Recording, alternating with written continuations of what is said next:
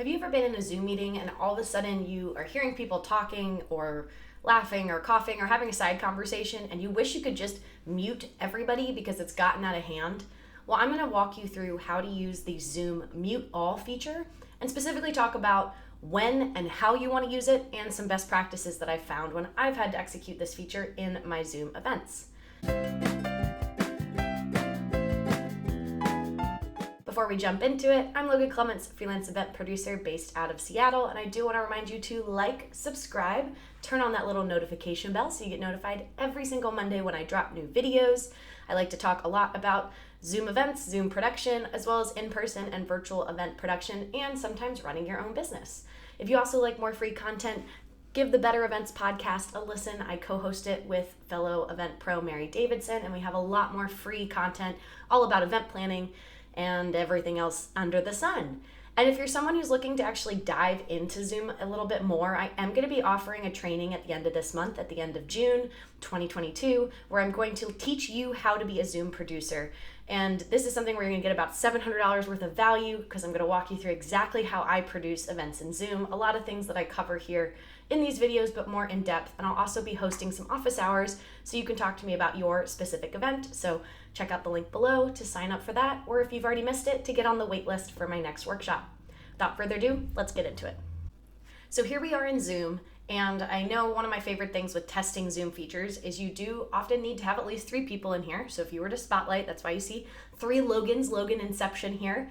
But one of the features you can see, it's here on the participant list. Right there at the bottom, you have a Mute All feature. So this is something that will appear to you if you were the host of the meeting or if you're a co-host. If you are just a regular participant, you will not see this function because you can't control things in the meeting unless you are the host or co-host.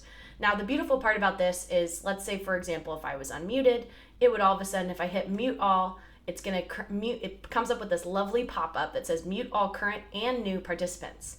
And I'm going to mute all of them. Now, this is a super good feature. You can see I didn't get muted because I'm the host. So this is a hack if you are a speaker who does all your own Zoom features in addition to being the presenter. You can use this as a way to just master mute everybody else except yourself.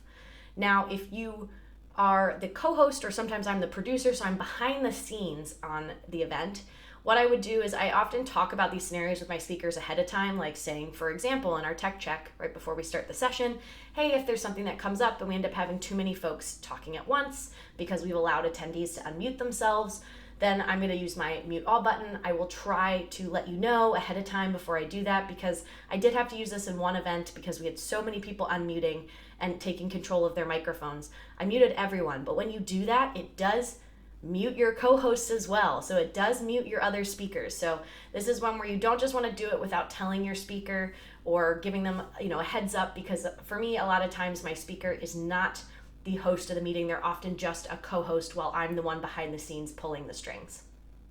So I do want to show you what it looks like because I already had that kind of popped up when I walked into Zoom. So if you just have your participant list closed, you'll see Zoom and you're trying to find the Mute All feature. You go to Participants and you'll see it here at the bottom, Mute All.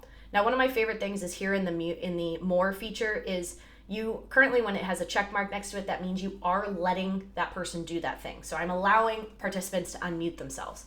I can take that away, which is a lovely workaround if this Mute All scenario kind of freaks you out a little bit. I often in large groups, so I would say anything more than maybe 20, that's not just a meeting format, it's actually an event, I would disable folks' ability to unmute. I just think that keeps it a lot cleaner and then avoids you having to even use this Mute All feature. I do love that it does have this little pop-up that just is a little extra double checking. Do you want to mute everyone? And you say yes, and it will mute all current and new participants. So I love that feature in Zoom because it is a great way to control a hot mic, or I often will have this happen in meetings when maybe people are able to unmute and they don't realize they're unmuted. And one key example of when I see this happening is when people are joining a meeting, especially if you're allowing attendees to unmute themselves. Folks often join a meeting unmuted, and that's just a setting on their end that they haven't adjusted to make sure they enter every meeting muted.